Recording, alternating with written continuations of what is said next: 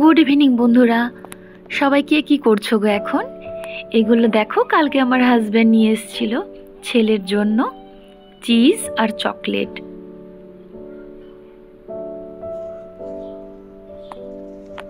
এখানে দেখো এই টাকাগুলো ও নিয়ে এসছে আমস্টারডাম থেকে। টাকা না, মানে ইউরো। এখানে ও বলল তোমার ওই ১,৫০০ টাকা মতন ইন্ডিয়ান কারেন্সিতে আছে। এখানে ৫ টাকা লেখা, এখানে ১০ টাকা লেখা। আর একটা জিনিস দেখো, এই ছোট্ট ছোট্ট কয়েন, ১০ লেখা, ২০ লেখা, আরেকটা ২০ লেখা। এগুলো বললো যে আমাদের ভারতীয় টাকা হিসাবে মানে ৫০ টাকা। আর এই চকলেটটা তো তোমাদের একটু আগে একটা ক্লিপে দেখেছি যে ছেলের জন্য, অফিস স্টাফদের জন্য ফরেন থেকে কিছু চকলেট নিয়ে এসছে। যাই হোক, ছেলের জন্য প্রত্যেকবারেই আনে, যত দামি হোক না কেন প্রত্যেকবারেই আনে।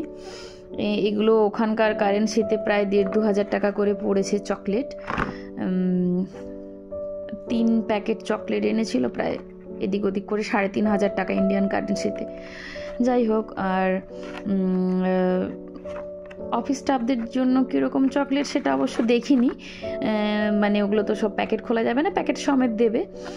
আর এই চকলেটটা আমি খুলেছিলাম, ছেলে খুলেছিল। ও এসেই স্কুল থেকে এসেই বলছে যে দেখি দেখি দেখি পাপা কীরকম কী আনছে আমার জন্য।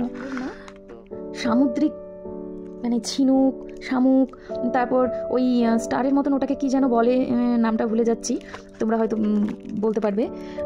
এই জিনিসটার কথা বলছি, বিভিন্ন ধরনের মানে সামুদ্রিক জিনিসের একটা শেপে।